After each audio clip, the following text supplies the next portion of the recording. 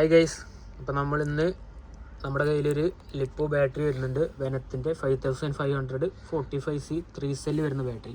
അപ്പോൾ നമുക്ക് ഈ ട്രാക്സസിൻ്റെ ചാർജർ ഉപയോഗിച്ചിട്ട് ഈ ബാറ്ററി എങ്ങനെയാണ് ചാർജ് ചെയ്യുന്നതെന്ന് ഒന്ന് നോക്കി നോക്കാം. അപ്പോൾ അധികം പേർക്കും ഇതറിയില്ല.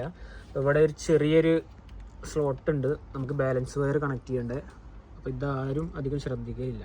അപ്പോൾ ഇവിടെയാണ് നമ്മൾ ഈ നോർമൽ ബാറ്ററി കണക്ട് ചെയ്യുമ്പോൾ ബാലൻസിങ് വയർ കൊടുക്കേണ്ടത്. അപ്പോൾ നമുക്ക് ഈ ഫസ്റ്റ് മെയിൻ പോർട്ട് നമുക്ക് ഇവിടെ ഒന്ന് കണക്ട് ചെയ്യാം.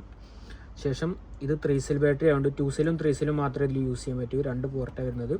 അപ്പോൾ നമുക്ക് ഈ 3 സെല്ലിൻ്റെ പോർട്ടിൽ ഈ ബാലൻസിങ് വയർന്ന് കണക്ട് ചെയ്യാം.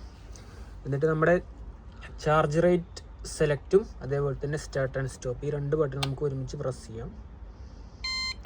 അപ്പോൾ നമുക്കിതാ ഇവിടെ ബാലൻസിങ് ആണ്, അതേപോലെ തന്നെ ലൈപ്പോ ആണെന്ന് ഓട്ടോമാറ്റിക്കലി ഇവിടെ ഡിറ്റക്റ്റ് ആയിട്ടുണ്ട്.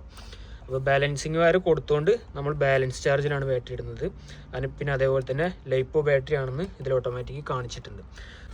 അപ്പോൾ ഇനി നമുക്ക് ഫാസ്റ്റ് ചാർജർ ആക്കണം, അതേപോലെ തന്നെ നമുക്ക് ബാറ്ററി സ്റ്റോറേജിൽ ഇടണമെന്നുണ്ടെങ്കിൽ നമുക്ക് ഈ ബട്ടൺ ജസ്റ്റ് ക്ലിക്ക് ചെയ്തിട്ട് നമുക്കത് ഏതാണ് വേണ്ടതെന്ന് വെച്ച് കഴിഞ്ഞാൽ നമുക്ക് സെലക്ട് ചെയ്യാൻ പറ്റും. അപ്പോൾ ഓക്കെ, ഇവിടെ ബാലൻസ് കാണിച്ചിട്ടുണ്ട്, ലൈപ്പോന്ന് കാണിച്ചിട്ടുണ്ട്. ഇനി നമുക്ക് ഇതിൽ ക്ലിക്ക് ചെയ്ത് കഴിഞ്ഞാൽ നമുക്ക് സെറ്റ് ചെയ്യാൻ പറ്റും ആംബിയർ എത്രയാണ്. 1 ആംബിയർ, 2 ആംബിയർ, 3 ആംബിയർ, 4 ആംബിയർ.